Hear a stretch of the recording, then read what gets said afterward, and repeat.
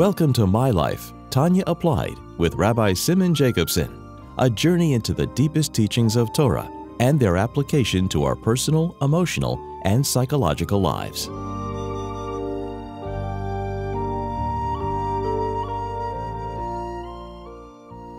A good tevach, a good week. We continue our journey in the life-changing Sefer HaTanya. This program is made possible by Rena Lights LLC, and it is an honor and memory of Rabbi Yosef Halevi Weinberg Olav Shalom, Rabbi Moshe Pinchas HaKoyen Katz Olav Shalom, and Rabbi Yael HaKoyen Khan Olav Shalom. It's also in schus and merit of Rabbi Zev Yecheskel HaKoyen and Risha Katz La'erich Yomim V'Shonim Tevis for many long and healthy years. We're close to the end of chapter 7 in Tanya, and we'll continue where we left off. And that is, as the Alter Rebbe is explaining, klipa. Klipa literally means shell. Shell referring to the shell of this material universe that conceals the divine energy within it, like the shell of a fruit, or the peel of a fruit, or the husk, or the shell of a nut that conceals the fruit within. So there are different levels of klipa, and generally two different categories, as we learned at the end of chapter 6 and continuing into chapter 7. One is sholosh klipas atmeis legamri, 3 completely impure shells, which means that the energy within, the fruit within, is so concealed that it is completely off limits. It's so toxic, so we stay away from it. The second level of klipa is klipas nega, called the 4th klipa, which is the radiant klipa. Noiga is in radiant or bright, meaning the shell is not as intense, and the spark or the energy or the divine fruit within is more accessible. And those are the neutral items, the divrei reshus in this world, the eating and drinking and everything we partake, dvarim hamutarim. Mutarim from the word heter. Heter means it's unbound. Osir means it's bound. Osir v'kosher b'deach etzenim. It's bound and trapped and like tied up among being held hostage by the husk, by the klipa, by the shell. And mutter means it's untied, which means you can use it toward kedusha, like we learned at length. We could elevate it by eating and drinking and doing other activities, l'shem shamayim, for God's sake, for getting more strength to learn Torah, for sharpening the mind, for other things that are all directed toward godliness. Or, God forbid, we can use it also the opposite, and then lefisha, temporarily, that spark does get descended, does degraded and toxified. In other words, it can get polluted. Where shlosh klipsat meis is altogether off limits. It's always polluted. And you don't want to go into a polluted area to pollute yourself. So that's called shlosh klipsat meis. Now, that klipa of shlosh klipsat meis, like he made it clear, is something that's off limits. And the only time that will change is in the future. Achi yovei zmanei, like he said, when their time will come, and then death will be swallowed up. The spirit of impurity and pollutants will disappear. So then the only thing that will remain is the spark within. But that's in the future. But or when we do tshuva, but a very powerful tshuva, a tshuva ma'ava, from a profound love and passion, then that has the power to extract essentially the spark that is being held hostage. It's very hard to access because it's so tied up. Think of it like a black hole. It's so powerful, it doesn't let the gravitational power of the black hole doesn't allow the light to escape. However, the tshuva ma'ava has a power that's even stronger that can extract it. Hoyel v'ayodeh, like he said, because of that, because of the darkness and the stress of the soul that's fallen so dark, in such a dark place, that causes a deep thirst, and that deep thirst is able to extract that spark, and therefore transforms deinos to zachis, crimes to merits, as we learned. So that's the process, that's the condition. But then we came to an exception. As he was talking, everything is by cholas asuris and bias asuris, things that are forbidden to eat, and bias asuris, forbidden intimate relations, forbidden sexuality. So he makes an exception. When it comes, however, However, the energy in the drops of semen of seed that a person emitted wastefully, which is a grave sin, here you don't need to have tshuva ma'ava, that intense tshuva. What's required here is a tshuva nechena. Nechena means appropriate, regular. Nechena means a regular, or ordinary level of tshuva. Now, no tshuva is really ordinary, but in relative to tshuva ma'ava, that profound tshuva, that's the only way to extract the sparks from shalosh klippos atmeis and transform them, is only when it comes to zerel v'atola. And he explains that afshe yarda v'nichla b'shalosh klippos atmeis, even though the seed on its own is klippos nega, and that's why a husband and wife in a sanctified way would have relations, so that seed is part of klippos nega. And when it's done in Torah, in a pure way, in l'shem shamayim, you're actually elevating the seed to kedusha, and give birth to a tzaddik, and give birth to bring down a neshama into this world, even to a tzaddik. However, when it's used wastefully and emitted wastefully, so it's yarda v'nichlola b'shalosh klippos atmeis. So it's not like a dover mutter, which is when you say something is permitted, a kosher food, for example. So there, it's not bound up and not being held hostage by the negative forces, the pollutants of the three impure klippos, husks. There, it's temporarily there in the shalosh klippos atmeis, but you can remove it when you do tshuva. Here, it's gone into shalosh klippos atmeis. It doesn't say lefisha, because here it's really now trapped there. So you do need tshuva. You do need tshuva. But what type of tshuva? Tshuva nechena ubekavona atzuma b'kriya shema shalamita, as we learned. So you need tshuva nechena, but with a kavona atzuma, with an intense concentration during the recital of kriya shema shalamita, the shema that we say before bedtime. And that has the power to transform this wasted semen, the wasted seed, like he says afterwards, that has the power to transform it and elevate it. And that's what's hinted to in the Gemara, as we learned, that when a person recites Krishma, on the bedtime Krishma, it says if he held a double-edged sword, a sword which destroys the destructive agents of the negative forces which absorbed energy from the drops of seed that were wasted, enabling the energy to rise out of them, as it's known to the masters of hidden wisdom, meaning the wisdom of Kabbalah. Okay, so we see here another category. It's not a dover mutter, because wasting seed is not allowed. It's a dover osir. So in that sense, it's shalosh klippos atmeis. So it's not mutter that only temporarily went into that domain, into the polluted domain. On the other hand, you can elevate it without tshuva ma'ava. Later in chapter 8 of Ageres HaTshuva, the Alter Rebbe says that you need dafke tshuva ilah, a higher level of tshuva. So we see from this that this tshuva ma'ava we're talking is even higher than tshuva ilah.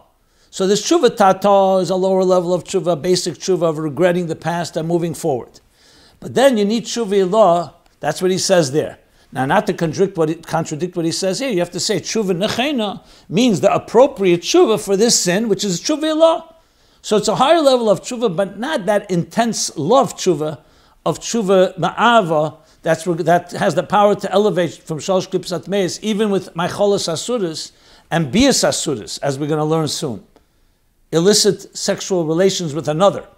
Here, wasted seed is not with another, as we shall also discuss, and therefore tshuva nechena, which is a tshuva ilah, that's appropriate for this sin, has the power to elevate, like he said, va'ela achayis mehem, and extract the chayis from the negative polluted place.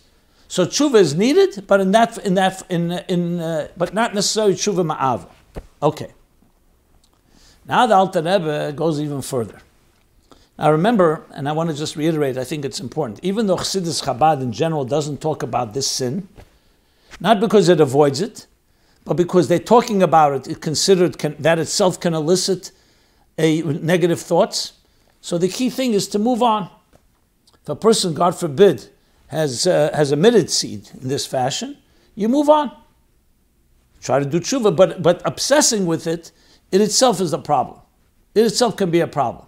However, because the sin is such a fundamental one, to the point that it says in Sfarim, it's the cause for the golus, the arichas ha-golus, the length of our exile. So there's places in the Geras HaTshuva, and some say the whole Geras HaTshuva. And here in Tanya, chapter 7, we're learning. And we refer to in other places in Tanya that the Alter Rebbe does address it because it is an issue. But it's not something that Chassidus is consumed with for the reasons as I said. The best way to deal with it is to bring light into the picture. However, when discussing it, we need to understand the details. And here too, as you see, Alter Rebbe, even though he's saying it's a very severe sin, as we're going to read in a moment, the words how he describes it, but he's also making it easy to get out of. So while a person is doing it, it's considered very pollutant, very toxic, but at the same time you're able to free it relatively easily. In contrast to bias asuris, which is illicit sexual relations with another. And that's what he's going to address now. In continuing this discussion, this uniqueness of this particular sin, which is a fundamental one and so important to bring the geula. And therefore, as it's addressed in many Sfarim, I'll just give a few of them. I may have mentioned it already. Especially in Reishis Chochmah and in other places. But yet, it's also giving us the light at the end of the tunnel, so to speak, the ability, the ease to be able to redeem the sparks in this dark place. So here's how the Alter Rebbe continues. Ulechein, and this is why, since we are able to redeem these sparks without the depth of a loving, the tshuva ma'ava, from the depth and passion that requires a deep thirst to extract sparks from the darkest polluted places, here, ulechein lehusker mashenken oven zara zera levatola, lechein, because of this reason that it's easier to do, that's why the Torah lehusker oven zara levatola b'Torah b'chlal bias asuris. The Torah does not include it in the sin of wasting seed in the list of forbidden sexual activities in Sefer Vayikra. In Sefer Vayikra, in Kapitel Yud Ches through Chof, Pashas Achrei, which we read in on Yom Kippur, where he lists all the different sexual sins. So it seemed that this is a grave sin. Why doesn't he list the wasting of seed? Even though in other places in Torah it's mentioned, when it talks about Eir ve'enon, and the Gemara learns from that how it's a biblically prohibited sin. We're talking about a Nida, Yud Gimel Aleph and Beis, based on the psukim in Bereishis Lamet Ches Yud, Pashas Vayeshev. And we find other places that Torah talks about it, but not in the location where bias asuris and the sexual relations are, all the forbidden sexual relations. It would seem it should go right there. Why isn't it included there? So the Alter Rebbe explains why. But first he qualifies and makes the question even stronger. Af shechamur mehen, even though wasting seed is considered a worse sin than the other sexual prohibitions. And that reason, it should be included in all the different prohibited sexual relations that he talks about in Vayikra. In the Shulchan Aruch, in Even HaEzer, Siman Chav Gimel, talks about that is the gravest sin of all, the more serious than any of the prohibitions in the Torah. That's the words in the Shulchan Aruch. So even though it's a graver sin, and the Alter Rebbe elaborates even more, let's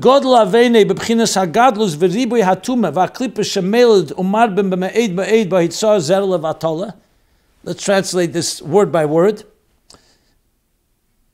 The sin is great. Due to the enormity.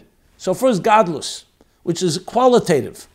V'ribui, and extremely abundant. V'ribui hatuma v'aklipas. So both gadlus, which means echus, quality, and quantity of the tuma, of the impurity, of the toxins, of the pollutants. Quantity of the impurity, klipas, Atuma va'klippas, impurity and klippas and husks, which result, shemelid, and our melid are given birth to by emitting seed wastefully, even more than through forbidden relations. So this is all even though, so then why is it not included there? So before we answer the question, let's first elaborate, what does he mean here by gadlus v'ribui hatuma? So generally, you can explain this kamus and echus, which means quantity and quality. So first he says actually quality and then quantity. A person, when he emits seed wastefully, first of all, there's a certain amount of quantity. It's just spreading, and there's also a quality. What does that mean? That you're doing it completely for selfish purposes. Not in any way to give an inkling of positivity, but when a person has sexual relations that are inappropriate and prohibited, there's another person. You can't call it wasted because it's going to the wrong place, as we'll soon talk about. And in that sense, it's much worse where it goes. But here it's wasted. It's like just literally squandered. What is squandered? The Gebish to bless somebody with the ability, with an energy to give birth to a child, to give birth to new life. That's the power of seed. That's what semen is about. If we were not blessed with it, we wouldn't be able to bear children. So God gave us a blessing, and instead of using it where it should be used, it's completely for your own selfish pleasure, indulgent. So it has both in quantity and quality. Like he calls it, God lavein, it calls it God lavein b'chinas hagadlus v'ribui hatuma. Bias asuris, on the other hand, we're going to learn that it has a different that negative thing, which is much worse. It's not the human being who is wasting the seed, it's where you're placing it. And it's been a permanent way. In a keli, like he's going to explain here and then the gloss of Tanya, and that makes it far harder to redeem. Because on the other hand, the wasted seed has not been taken hostage by anybody else. It's just wasted. So with tshuva nechena, you're able to free it. So with that he's going to explain why this Avera is not listed with the other Bias Asuras, because though, like we just said, it's considered a worse sin, because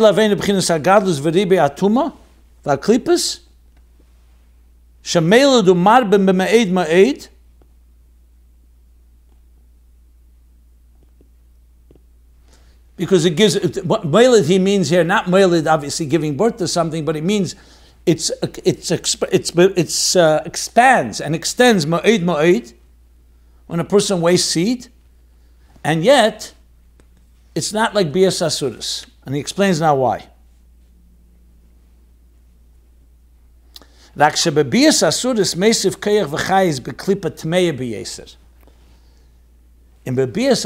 forbidden relations in Vayikra, Sefer Vayikra, they give power and energy to a klippa, to a husk, to a polluted state that is so extremely impure.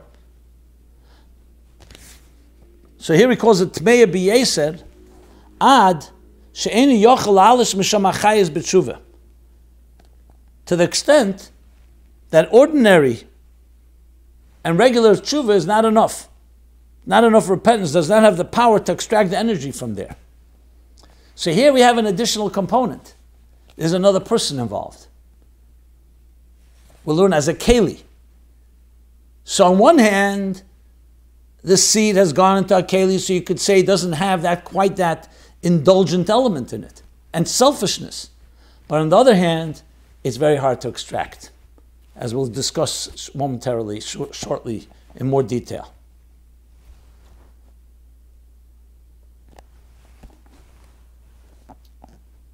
And we're going to learn the Hagar now that explains the reason. Alter Rebbe gives the actual reason in the footnote here, in the gloss that he writes on this topic. And then we'll elaborate and explain it. What does he say? Mipnei, we're reading the note now, the gloss. What's the reason? Alpi Kabbalah, It's Kabbalistic atheist. Why the sin of wasting seed is, on one hand, it's so negative, as we just discussed, primarily from the point of view of the person, because of their indulgence, and both in quality and quantity, and we'll explain that shortly as well. And at the same time, it's easier to rectify. So he says, in bias asuris, when you're dealing with forbidden union, forbidden relations with a partner, with a female partner that's forbidden to you, niklata b'yesei de nukve, the klippe, hamekabelas v'keletas achayis magdusha. The energy in the seed is absorbed by the female and the recipient who is bonding with you, or in this case, when talking the klippas, the female recipient element of the klippa that is absorbing, receiving and absorbing from the kedusha of the seed. Remember, the seed itself is given from God. It has an element of holy seed because it can be used to give birth in a sanctified way to children. Wasting it is a sin, but when bias asuris is in a certain way worse because it's now been absorbed by a klippa, the klippa of nukve, which receives and absorbs the energy from the powers of holiness. So just as it is physically, in bias asuris there's a partner, also pikabola, in ruchnius, the idea is that the female forces of klippa, in other words, there's an entity that's actually absorbing this klippa. In wasted seed, it just wasted. It's not going anywhere. And that itself is its problem. And even in that way, even a worse problem. Here, it's being absorbed by something. So once it's contained and enmeshed and entangled, now it's being held hostage. Now it's no longer something you can just say, okay, I'll do tshuva. Because it's not just you anymore. That seed has been implanted somewhere. And where? In a very, what he calls, to the point of a very, klipa tmeya b'yeser. So it's a whole different story now.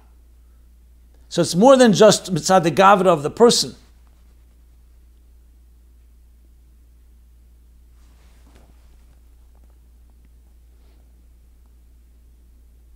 Mashenkin bezel levatola.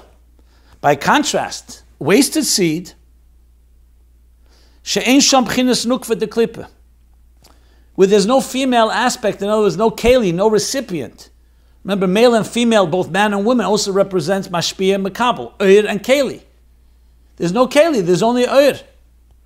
There's no female aspect of klipa is absent. So then why is it such a terrible sin? Because only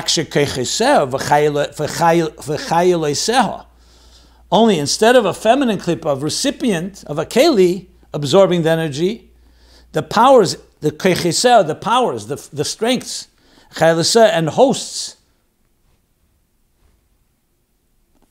and essentially like soldiers, the forces that are within the wasted seed, malbishim l'chayeshe betipus.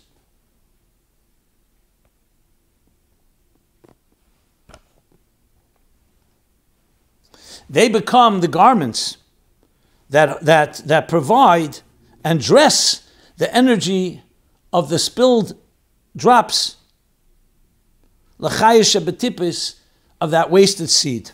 Where he mentions again,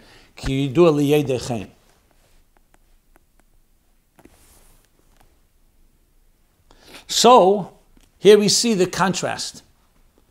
With bias asuris, you cannot extract that once you've released the seed there. With wasted seed, so the klipa, the words that he used before, is stronger and greater, but it's easier to extract because there's no keli to contend with. So even though thoughts about a forbidden person to you may lead to the wasted seed, but there is no actual person. So there is something that you have to contend with, that you have to deal with. Now, an example to explain the difference would be, just an example. all three aspects here. Hagadlus v'ribui atuma. There are people, for the person, for example, has a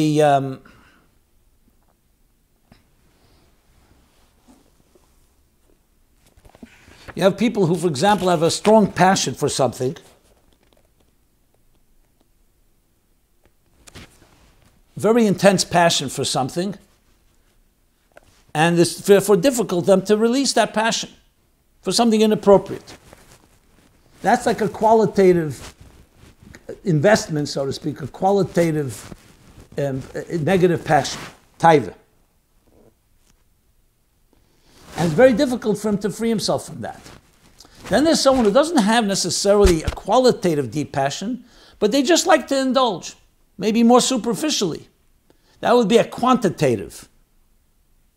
A lot of different things they experiment with. They're all forbidden or off limits.